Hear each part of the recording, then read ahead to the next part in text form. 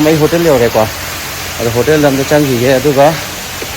làm surprise mà lấy foreign airport rồi cả surprise thì ai cái đó cái này quoi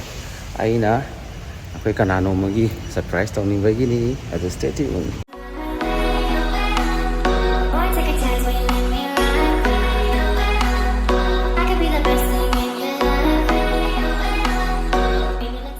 Còn một tầm nhiều đây, cái coach cái này còn, thì cái team ngoại đây thì chơi mai cái tối thằng nó thân sẽ đi, cái mi 45 một mẹ này cái này gì vậy còn, cái mi nhảm ấy, rồi cái coach number one tôi cái đấy cái tập bạn này mi gì rồi mua gì ngoài này là có cả, ngoài có tôm nhà đấy, rồi cái gì này Singapore. Ai terminal je mari ne je le je ko du yam na chaw ma thak si ju si koi taxi be la ka no mo ga pa si ba transport ke ga gari chato je chatpam ge sida vistara ki counter som da le re number 80 ta do ba adu moi si no ai bam na gate ta chang ba je da police check to ba ko ke ga gari im ta le te ko moi ja sẽ làm trong bây giờ cái chuyện tàu của các nhà lấy được thu một cái điểm tới lấy thì sẽ wow mình làm sang nghe đó để tôi free cái cả đấy có chơi cái cả lâu có bây giờ cái gì nghe đó bây giờ nó xí crom đây nó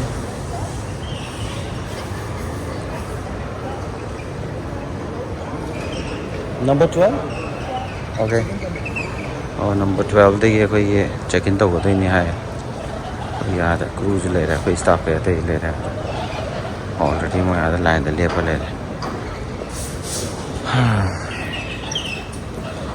những cái gì halak với mặt tăng gì ngoài thế, mấy ông cái nón út kia quoi, gì chứ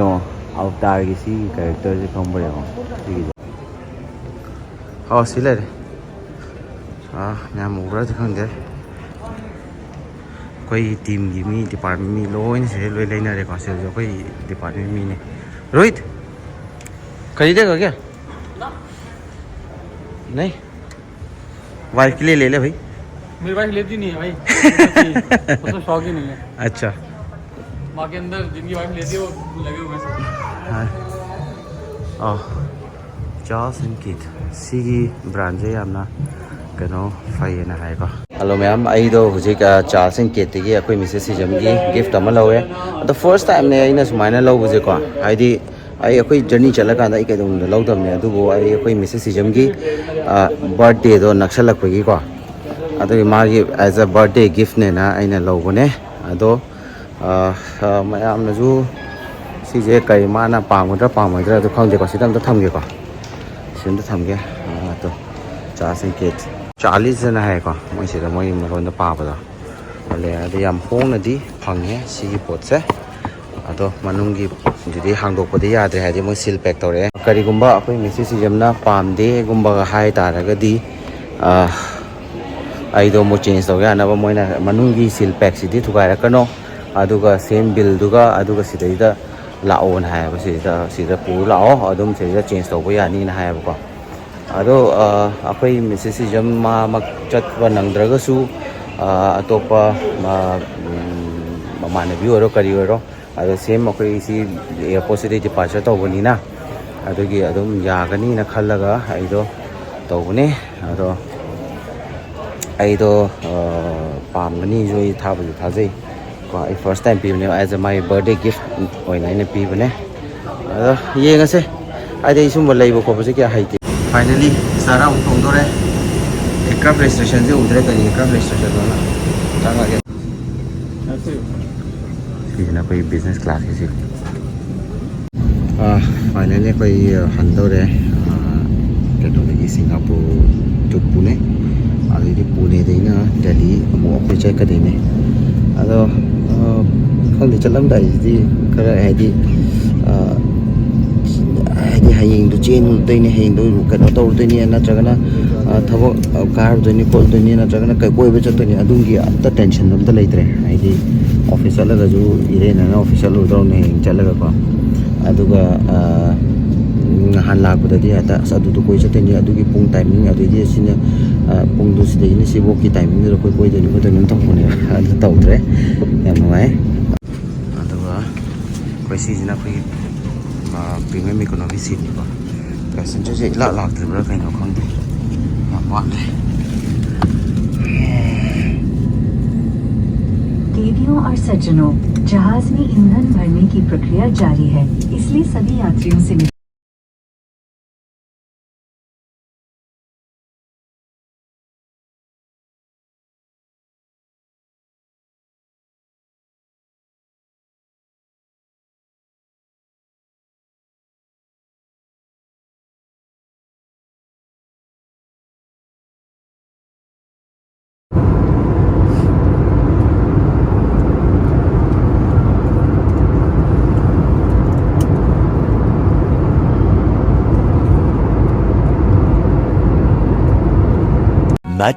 Much later. 5 hours later.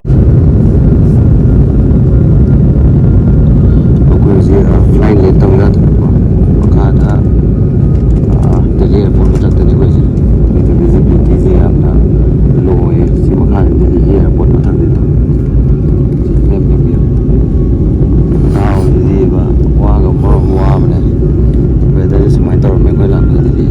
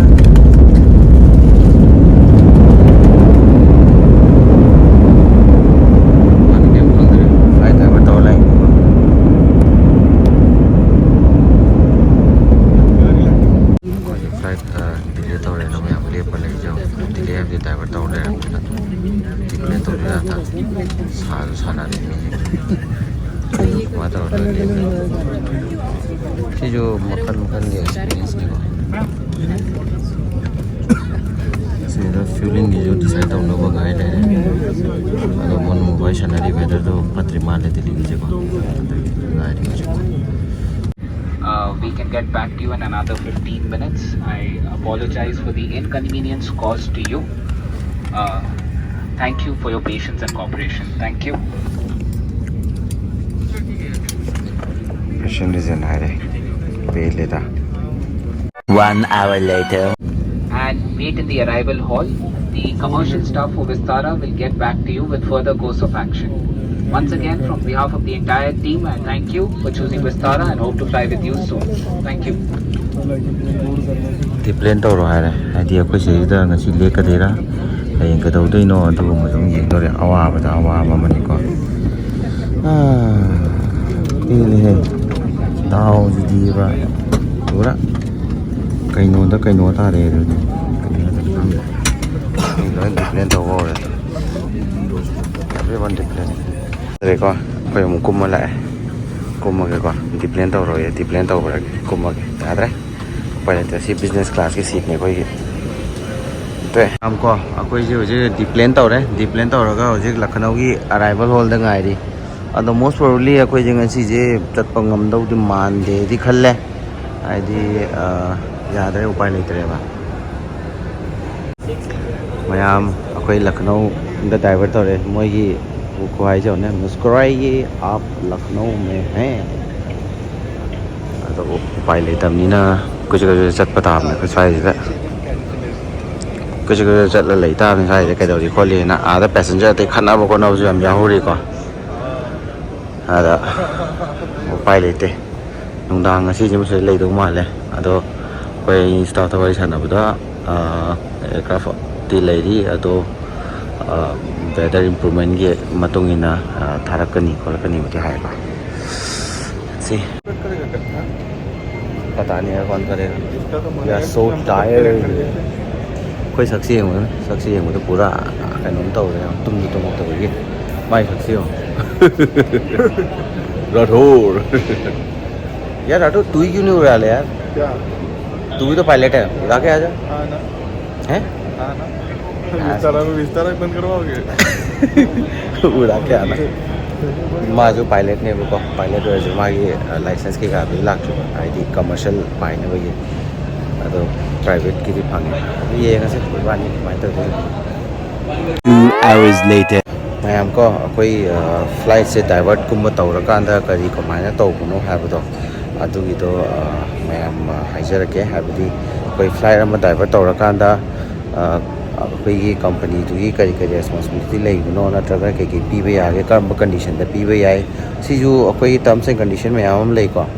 अदो ngasi je अखोई due to weather ने अखोई flight divert तौरकोजे अदुना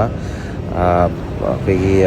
hotel accommodation पीगनी नत्रगना कनागुम्बना अखोई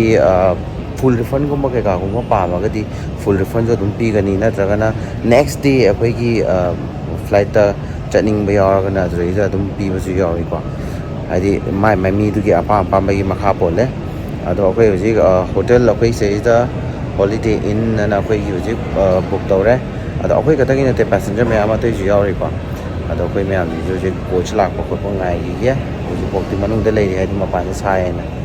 साय अदुगी मपान थोक्त्रिबो अदो मखा ताना सुम अदुम हाइजरकेको सिजु मखन मथेने travel तौबदा नुंगाइबा गातो थेंनाबो काय यानिगे अदो वेदर ने यादमने कई उपाय ले अदो दिल्ली दजु हुजिक लंबी के का सोरो लोय इसिंग थुमेना हाय अदो मखा ताबा सुम चरकेको a few moments later कोई हॉलिडे इन चेक इन तब हो रहे अद बैग के कादी कोई से लाइन लेंगे अद सिजु पूरा मखन लाइन में कोई 180 पैसेंजर से ले जिनसेको कोई सिंगापुर से लाख पैसेंजर को याव रहे हैं सेम एयरक्राफ्ट मोई होटल से फजे फजर कहीं कोई तुम्हें पुंग मरी महा खतरा नोला चते मैम बैग मैम पैगी मैम से डिनर हान तौरसेना डिनर तौथोगे पुंग 12 तारेको 12 तारसिबो अखोई मैम लाक्तौरे हाइबगी मोइना डिनर सुमाय तौर पीए चाना मैम हो लेरे कई मखन मैम लेरे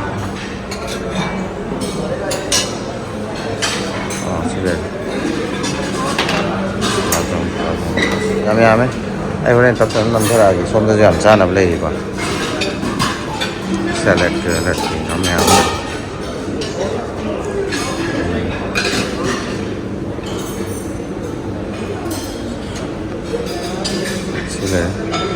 साय अयुक्पुदी अखोई आगिदुना अखोईगी सिंगापुरगिनीदना अदुगा सिजना अखोईगी होटल हॉलिडे इन लखनऊ गिनी इदिना को इना थुम कई से लेरे मै अथुम याम चागन अरे कोई सी हम तो चाथोखिगे लौखिगे अदुगा तो next morning लखनऊ अखोईगी हॉलिडे इन होटल ममांगदनी सिदा मेट्रो स्टेशन जे ले लेमे मोइसे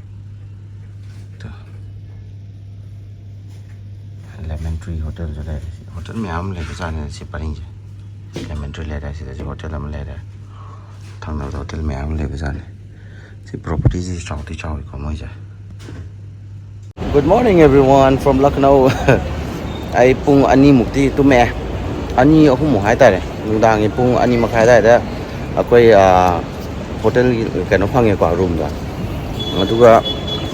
कहीं तौबदा रूम चंग खोप तुम खोप तौबदा पुंग क्या चंग्रेदा पुंग अहुम तारे अदो पुंग ngana dum hogole ani ahum khata tum mal ani ahum mari manga taruk to hogale pung ani khata ni ado je Lucknow yore amuko rechecking tawge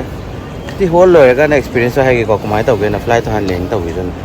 akoi ko airport yoraga simyam jo na simyam ji da mo koi rechecking tawde ra kai no khang je adu option jo je ko thi ri ko adu yeng ase ado obudi aero flight di disruption flight ni na khara sumba thok khop pa je dum genuine hai di adum thokan ba yaw ba sama problem thok pa hai di problem ai badi akoi boarding pass to reissue to ba ya da ba dunia da ne na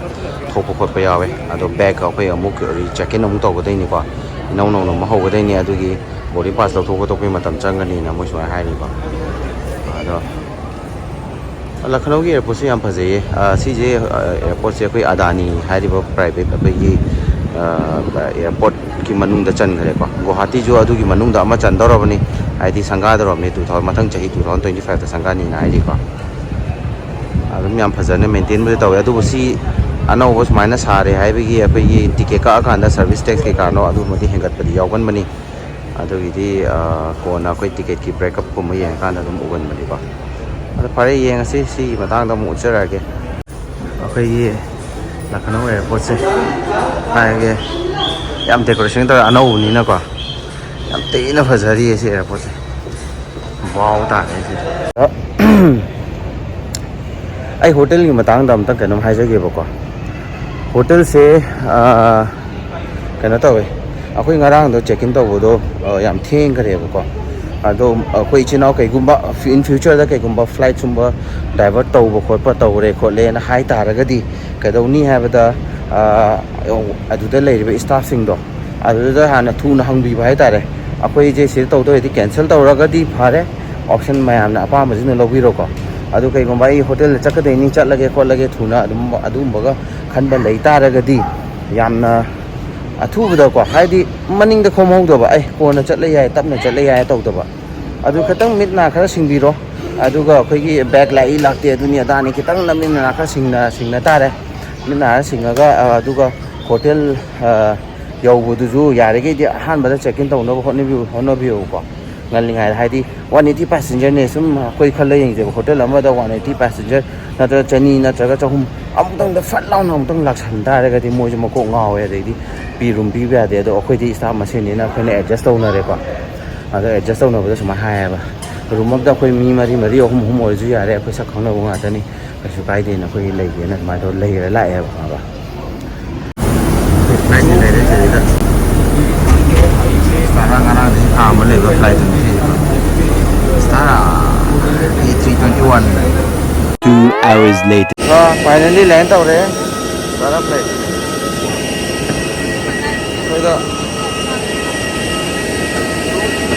land tau rồi mo parking bay lấy tiền na mo problem yam tho re ngasi je ko problem nga ta ne ande ki journey ju finally than gara next spot si ga mo chatte manung changa ga mo chara ge ये Delhi airport की